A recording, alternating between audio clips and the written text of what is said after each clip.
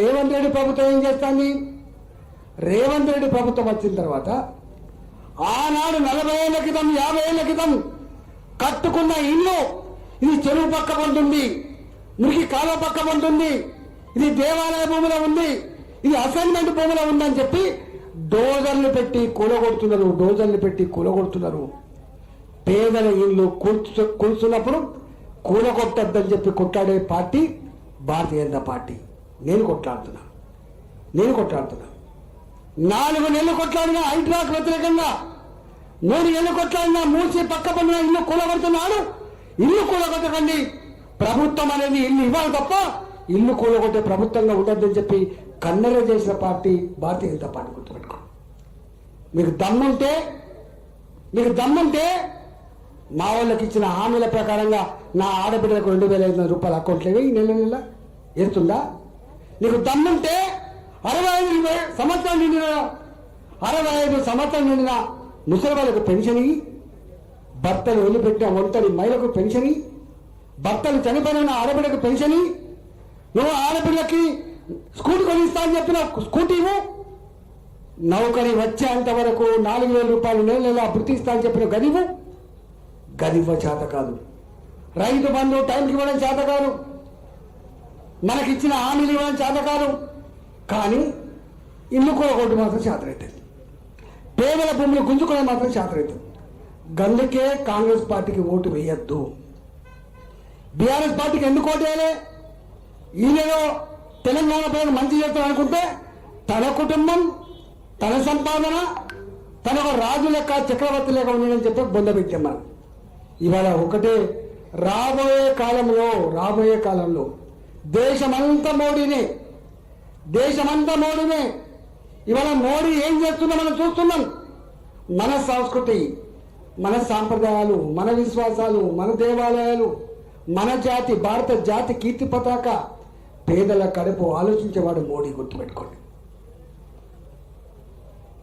రూపాయి కిలో బియ్యం ఎవరు ప్రవేశపెట్టిందో? ఎన్టీ రామారావు. ఇవాళ 1 రూపాయి కూడా 5 కిలోల బియ్యం ఇచ్చేది లేదా? ఎవరు తెలుసా? మోడీ గారు ఇస్తున్నాడు. కరోనా వచ్చినప్పటి నుంచి నా దేశ ప్రజలకు ఉపాధి లేదు, నా దేశ ప్రజలు ఆకలితో అలమటించండి చెప్పి 80 కోట్ల మందికి నెలకు 80 కోట్ల మందికి దేశంలో 5 కిలోల చొప్పున బియ్యం ఇచ్చి ఆకలితో అలమటించే ప్రజల్ని ఆదుకున్న బిడ్డ నరేంద్ర మోడీ. ఇవాళ చెప్పుకుంటూ పోతే చాలా ఉన్నాయి. అందుకే ఇవాళ ఏదైనా మా మోడని చెప్పి ఇప్పటిదాకా నన్ను కోసిన రూపాయి లేదు. ఎవరన్నా ఆ మాట అంటారా? ఒక ముఖ్యమంత్రి పట్టుకొని, ఒక ముఖ్యమంత్రి స్వయంగా నన్ను కోసిన రూపాయలు అంటాడు? ఎవరన్నా చెప్పండి.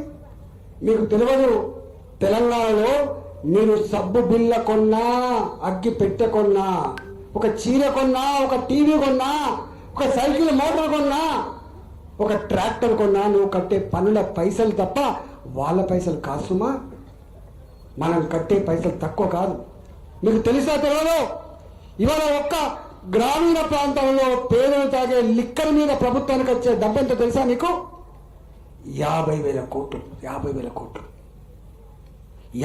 కోట్లు. నీకు ఇచ్చే పెన్షన్ డబ్బులు ఎంతో తెలుసా మీకు? నీకు ఇచ్చే పెన్షన్ డబ్బులు సంవత్సరానికి 12,000 కోట్లు. మనం తాగితే ప్రభుత్వానికి కట్టే డబ్బు 50,000 కోట్లు. 12,000 కోట్లు ఎక్కువనా? 50,000 కోట్లు ఎక్కువనా? ఎవరి సొమ్ము ఎవరు దానం చేస్తున్నాడు? ఇచ్చేటోడెవడు, తీసుకుంటాడెవడు? ఇచ్చేది మనం మళ్ళీ తెచ్చుకోవాల్సిన మనమే. మనం కట్టిన పన్నుల డబ్బుకు కాపాడుకోవాలి తప్ప వాళ్ళు ఓనర్లు కాదు సుమా. కానీ మనం అనుకుంటాం వాళ్ళే ఓనర్లని, వాళ్ళే ఇద్దరని. కాదు. తెలంగాణ పేదలు కాదు. నేను పైసల మధ్యలో పనిచేసిన 5 ఏళ్ళు.